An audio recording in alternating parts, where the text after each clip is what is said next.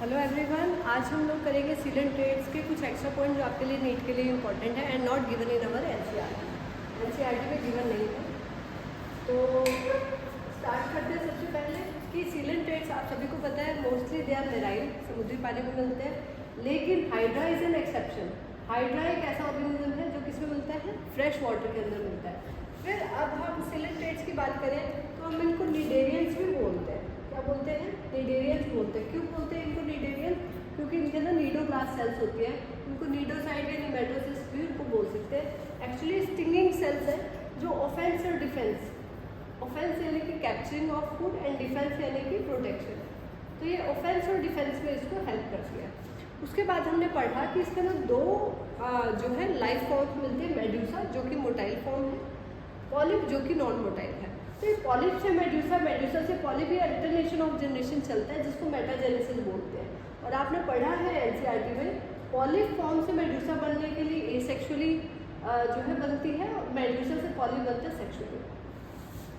अब यहाँ पे एक बात ध्यान देने की, मेड्यूसा में अम्ब्रेला शेप रहता है तो इसका जो माउथ रहेगा वो डाउनवर्ड रहेगा। वही पॉलिप क्योंकि सीडेंटरी है, सिसाइड है, बेस में जो है अटैच रहता है तो इसका माउथ विल बी अपवर्ड। तो रिप्रोडक्शन दोनों ही तरीके से होती है, एसेक्सुअली बर्डिंग से और सेक्सुअली किससे होती है, गैमीट से। ठीक है, इसमें एसेक्सुअल बर्ड जैसे जेम्यूल्स ऐसे बर्ड्स इसमें होते हैं। उसके बाद बॉडी कैविटी होती है इनके अंदर, सीलेंट्रोन उसको बोलते हैं। ये गैस्ट्रोवेस्कुलर कैविटी है जो कि डाइजेशन और ट्रांसपोर्टेशन दोनों में ही हेल्प करती है। देन डेवलपमेंट इनडायरेक्ट रहती है, लार्वल स्टेज प्रेजेंट है। लार्वल स्टेज कौन कौन सी है, अलग अलग अगर हम बात करें एग्जाम्पल्स में अलग अलग है। जैसे प्लैनुला एक फ्री लिविंग लार्वा है जो ओबिलिया के अंदर मिलता है। एफायरा ये एक ओरिलिया यानी कि जेलीफिश के अंदर ये लार्वल फॉर्म मिलती है। अब हम बात करेंगे मेन क्लासेस की, ठीक है, that are not given in our NCERT.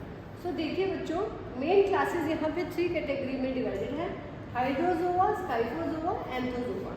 अब इनमें जो डिफरेंस है वो पॉलिप और मेड्यूसा फॉर्म पे ही बेस्ड है। सो देखिएगा दोनों फॉर्म प्रेजेंट है, पॉलिप एंड मेड्यूसा दोनों ही फॉर्म्स प्रेजेंट है, मेटाजेनेसिस है, अल्टरनेशन ऑफ जनरेशन है, so that is Hydrozoa.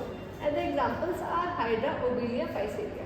Physalia में न्यूरोटॉक्सिक ग्लैंड भी जो है प्रेजेंट होती है, इसको पोर्टुगीज मैन ऑफ वॉर भी कहा जाता है। नेक्स्ट फॉर्म की बात करेंगे स्काइफोजोआ, इसमें मोटाइल फॉर्म यानी कि मेड्यूसा ही प्रेजेंट होती है।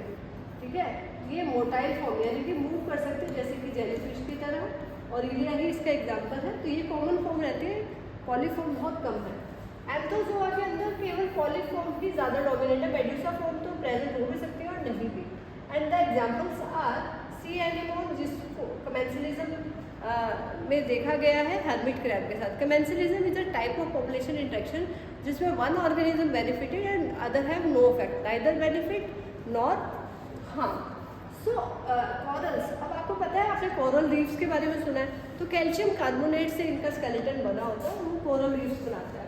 तो कुछ कोरल्स के एग्जांपल्स मैं आपको बताऊंगी, जैसे कि Tubipora that is also called organ pipe coral, and एनसाइक्लोनियम that is called dead man finger, finger के जैसा अपीयरेंस इसका रहता है। कोरेलियम जिसको रेड कोरल या मूंगा भी कहा जाता है, इसको लोग अपनी रिंग फिंगर के अंदर भी जो है यूज करते हैं।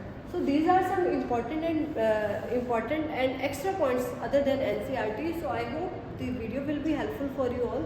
All the very best.